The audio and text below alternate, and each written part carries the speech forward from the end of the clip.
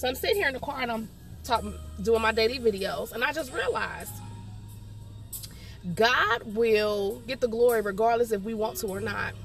For instance, I love music. I can't sing a lick, but I will, in my head, I know in my head I can't even sing either, but I will try my best, okay? I'm gonna hit everybody's note in the song. And I love dancing. I love to dance. I love to dance. I don't know if it has to do with my mom being from the Caribbean, or my dad's love for music as well, but I love music. So had it not been for my dad passing away, I probably would have never went to church. I just had no thought about going. Had it not been for my mom moving after my dad's death and me going to visit my sister, she's showing me praise dance. When I was visiting with them, she had to help with choreography for praise dancing, and had she not shown me that, I probably would have never known that you can dance in church. So that opened up and that excited me. Okay, that excited my soul. So when I came back from visiting down there in Florida, one of my best friends, she was going to a church and they were doing praise dance, and she was like, I'm gonna bring you, since you're so excited and you like it, I'm gonna bring you, I'm gonna show you, this is what we do. And she was going drill team in high school, and I was a cheerleader. So we both, we just like to dance, going to the clubs, dancing. I mean, we don't have to dance with nobody but ourselves. We would have a ball. So when I saw that, I'm like, you can do this? I'm telling you, God will take what he had for you, or the tool that he implanted inside of you, left inside of you, that you've taken and used for something else. He'll snatch that thing back like, no, that's not what it was intended for, boo. Come back over here. And when I tell you, for 4.5 years, I danced my heart out. 4 years, 5 years. No, about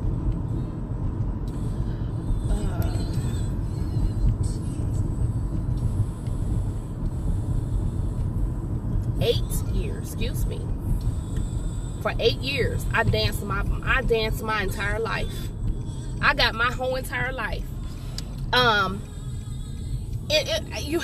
got my entire life dancing. I think that was the closest I had ever been with God. That was the most intimate time that I could have ever spent with God, was when I was dancing. And to me, I knew I loved to dance. That was just something that I loved to do.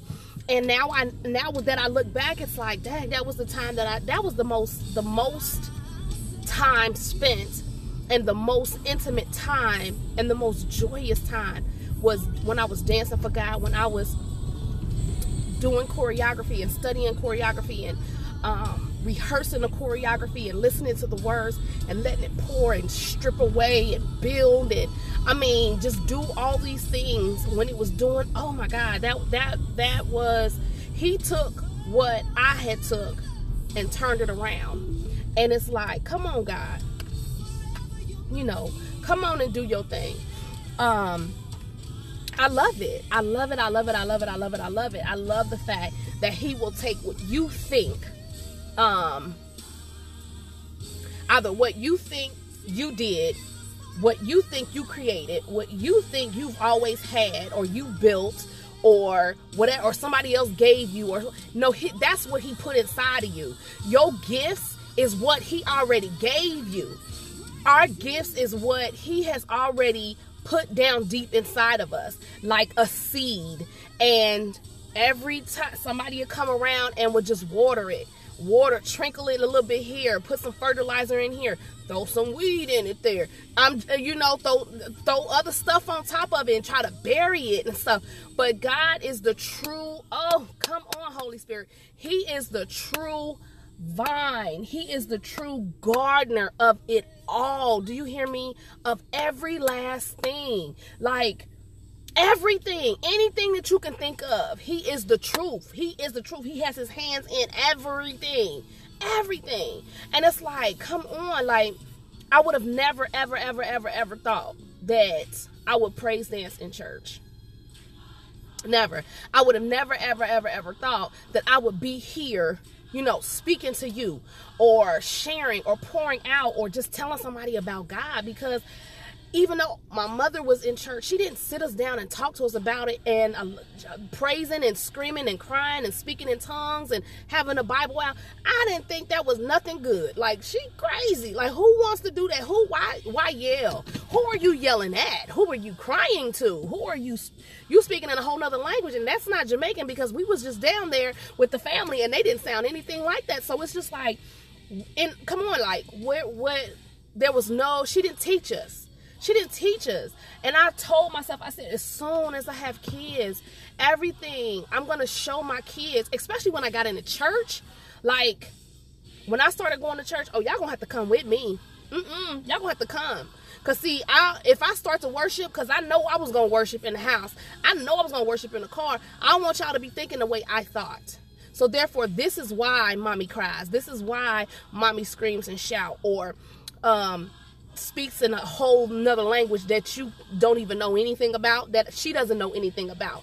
This is why it's done. This is why mommy does what she does. This is why she don't do what she used to do. This is why she's so hard on you, vice versa, anything like that. So I was like, no, I'm going to make sure that I teach my children that, so granted, my youngest one, she, I'm still praying for her. I'm praying for her breakthrough. But my oldest daughter, she broke at a young age. She broke at like 11. I think she was like maybe 11 or 12. And she started praise dancing very young. She started praise dancing when she was cheerleading and stuff at a young age. But she was praise dancing at like 5, 6, 7 years old. So she was getting it in at a young age. And then it just grew. It grew, and then we ended up, she got old enough to where we could praise dance together. That was a blessing. That was a blessing. That was really a blessing. So, God is the true. He is the true vine. He is the true planter. You know what I'm saying? He planted stuff inside of us that we don't even know is there, or that we're not aware that it's there.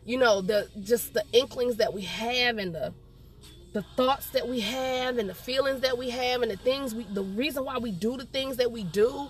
Like, if you just stop and just take a step back and just think about, like, why do I act like this? Or why do I do this? Or why am I so passionate about this? Or why do I do this? Or whatever, even if it's a bad thing. And think about, like, if that can be turned around and done for the good. My God. He said, don't matter how bad it is, He will turn it around into good. God will get the glory. Do you understand? Oh my God, He will get the glory. He used prostitutes, okay, for some good stuff. A bush burning, a donkey, the other word. He will use every and anything and anyone to get the glory. And it's like, come on, Holy Spirit. Like, come on. So I just want to share that. And just leave that, as my friend Danica say. Let me drop this nugget. But yeah, that's a nugget for you. Think about the things that you do. Think about the things that you say and how you act and how you move and stuff, whether it's good or bad. And just think, if I can turn this around and do good, God put that inside of me for a reason. He put that. I'm supposed to use it for the glory. He gonna get it, whether we want to or not. He gonna get it. He gonna get what He put inside of us. Oh, He gonna get it. He gonna get it. So I say, just go ahead and let Him. Just go ahead and change it, turn it around, and instead of Him having to snatch it up out of you, just go ahead and just make the changes, make the appropriate changes, and do it. So He don't have to do it, because again, our ways is not His ways, and our timing is definitely not His timing. Whew. Lord, thank you for your grace, and thank you for your mercy. Thank you for your time.